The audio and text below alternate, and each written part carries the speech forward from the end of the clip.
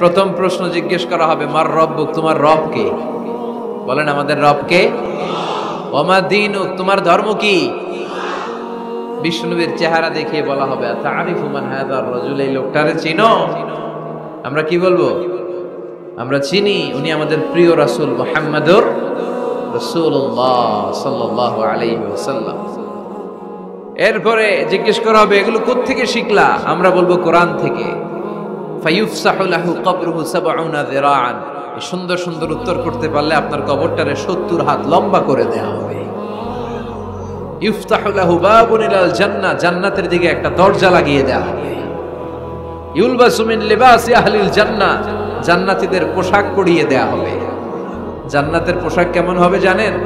রেশমের পোশাক। ওয়া লিবাসুহুম ফিহা হারির, the dress will be in Jannah with fine green silk with the gold embroidery.